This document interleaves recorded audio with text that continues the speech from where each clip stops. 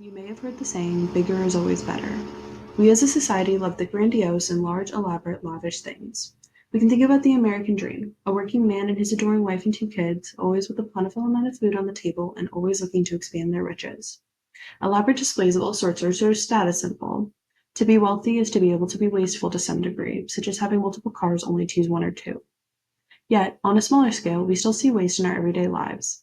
Even at Smith, we may frequently walk past overflowing trash cans in the city, see the excessive amounts of packages in the mailroom, and notice just how many people never pick up their CC dinners. How, though, has society come to be this way? Why is waste an issue that follows us nearly everywhere in the US? As with most other issues in the country, we can turn to capitalism to understand how waste has evolved into such a noticeable concern. Nancy Fraser, for example, writes about what she calls the strange phenomenon of self-expanding value, which is a core feature of capitalism, in her work Cannibal Capitalism. What is meant by this is that capitalism is concerned with growth. We can see this manifest in our current state of mass production, where the goal is to create the maximal product, though this does not account for the impacts of producing maximal product, which is waste.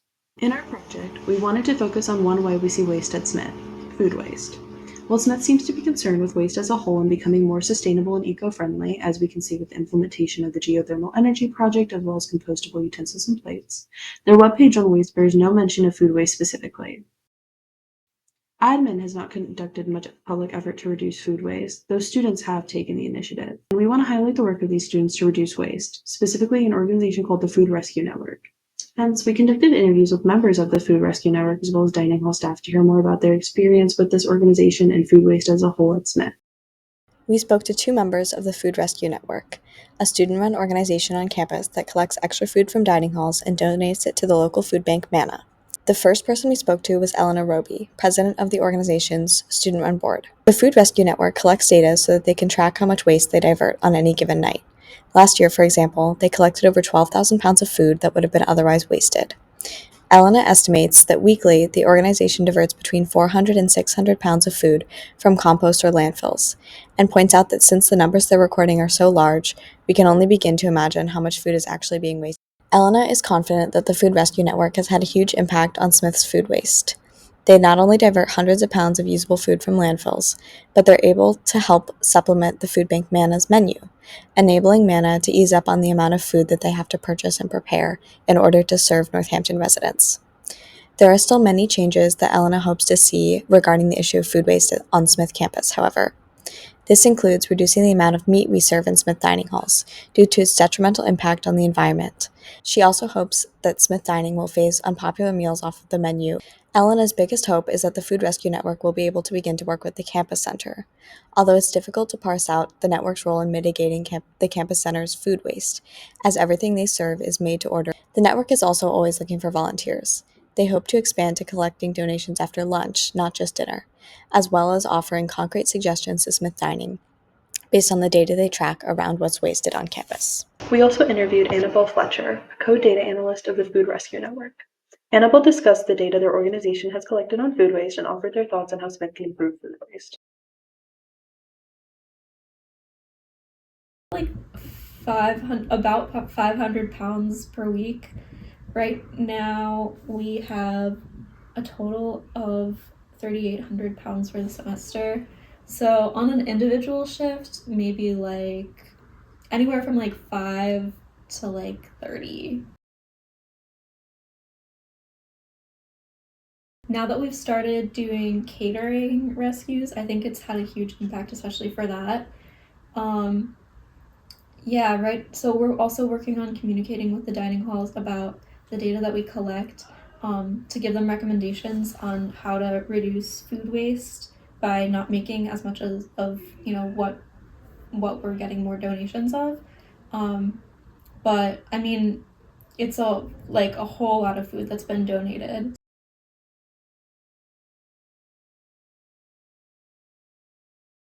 It's a common misconception about Food Rescue Network at Smith that the more food we collect, like the better, but really the less food that we collect the better, because it means that there's less food waste.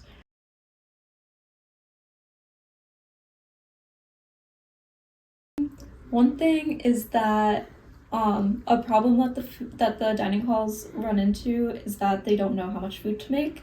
And that comes from people not swiping their cards, which I know is annoying.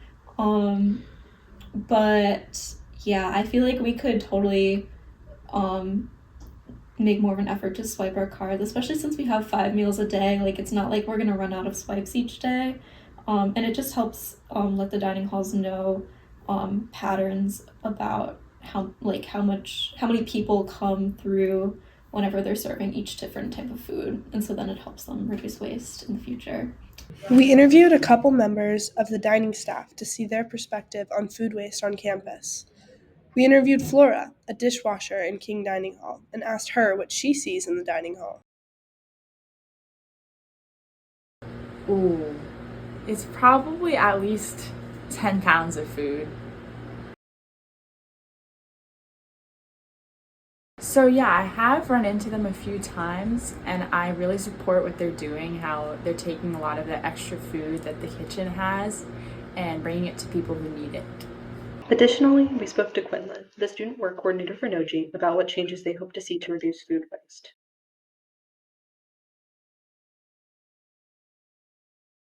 I think most of the food waste I see is unfinished food and not like the scraps left over on people's plates, like entire, thinking of muffins right now, like just whole muffins in the compost. So I think just kind of better quality food that people actually want to finish eating be helpful. And last year during the winter, I saw a lot of leftover produce that got thrown out that people just didn't want to eat from the salad bar, like melons. So better produce, keeping track of what people are actually eating, just so we don't leave things out for days and days and days and then have to throw them away in the end, would probably be helpful. Lastly, we spoke to Judy, a nighttime dining room coordinator at King Scales Dining Hall. She shared her thoughts on food waste at Smith and how individuals can take action to mitigate this issue. I don't. Okay. You know what that compost bucket looks like out there, right? Well, yeah. That gets emptied a couple times, at least a couple times a week. Okay. So one of those big, like, roadside They're like trash 33 gallon, Yeah. probably.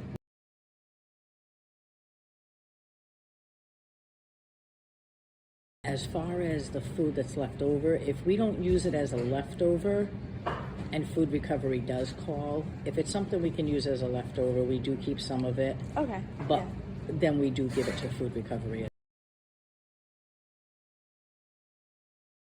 No, not that I can offhand think of, because there's no way to tell how many people are feeding in that. Before you could tell that, but since so many houses closed, there were many more kitchens before. And now they'll say it's menu related, and I don't think it's always 100% menu related either. Like, our chef does keep a recording journal with what meals were busy, but that doesn't mean that that meal is going to be busy. We have a 3-cycle menu. If part of the food waste is because they're taking more than what they would actually eat in case, know that we're going to have something. Anyway, here, I can speak for King. You don't want it to look like we're closing, so you want to have enough food out there. Yeah. You don't want it to look like, oh, you know, we're just putting the bare minimum out for you. When we're slow, we still want it to look good. In Cannibal Capitalism, Nancy Fraser explores capitalism's inherent nature of exploiting both human labor and nature in ways that lead to unsustainable consumption practices and environmental degradation. Within the nature of capitalism is the systematic need to commodify and consume resources, often disregarding issues of sustainability. This leads to prioritizing profit over long-term sustainability and contributing to wasteful practices and unsustainable consumption patterns. These practices relate to food waste, as the capitalist ideal of profit leads to food being thrown away when it's no longer profitable. The goal of capitalism is not concerned with minimizing waste. This can be seen at Smith, specifically in the campus cafe. During mealtimes, students place mobile orders, but they don't all pick up their food. Every night, the CC throws the food that's left away. This food is still good, but no longer profitable or fit for consumption. It therefore becomes waste. The issue of food waste also connects to Hannah Arendt's philosophy. In The Human Condition, Arendt argues that human beings have, quote, always been a destroyer of nature, end quote. Quote, human productivity was by definition bound to result in a Promethean revolt, meaning a revolt against nature, because it could erect a man-made world only after destroying part of God-created nature, end quote.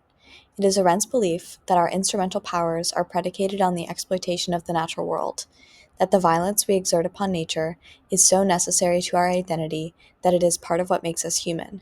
She characterizes this violence as careless, irresponsible, and impulsive. This lack of consideration is evident in how we are handling the care of our planet. Climate change is here, happening now, and our society is not on track to mitigate its irreparable destruction of nature. Food waste, as an incredibly unsustainable practice, is one example of how our wasteful society continues to drain the earth of its precious, finite resources. And despite its professed concern for sustainability, Smith continues to allow thousands of pounds of food to be wasted yearly. Smith's institutional inaction is a clear example of the carelessness that Arendt is writing about, the human tendency to violently destroy and exploit, to consume blindly, and inevitably to waste, oblivious to the detrimental consequences of these actions. For Elizabeth D. Spellman, a philosopher and professor at Smith College, the issue of food waste and loss is inherently ethical.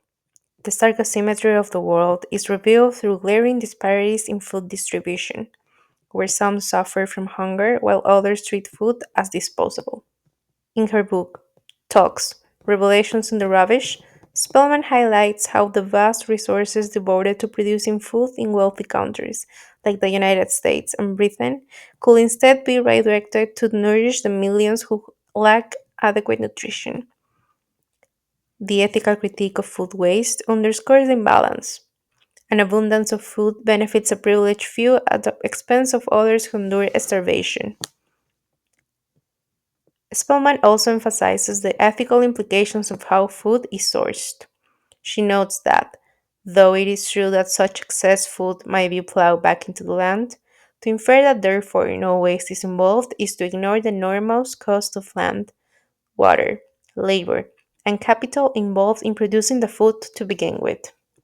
Ultimately, Spellman encourages us to remember that the supply of nutritious foodstuffs is precarious and hard-won. In summary, it is clear that there is a lot of food waste at Smith, but we can take steps to fix this issue. Some suggestions for how Smith can begin to reduce food waste are to invest in higher quality food and pay closer attention to what food is actually enjoyed. The people that we interviewed suggest that students begin scanning their one cards at every meal so that dining halls have an accurate count of how many people are eating at a given meal. This is a very attainable first step for seeing what food is enjoyed and helping dining halls stop over preparing for meals. If you are interested in taking more steps to combat this issue, we also suggest reaching out to the Food Rescue Network at foodrescuesmith.edu, and they can provide you with the rest of their materials and tell you what they need help with. The Food Rescue Network is looking to expand to collecting food from lunch and have recently started offering pickup from catered events, so they are actively looking for new members to help make a greater impact at Smith.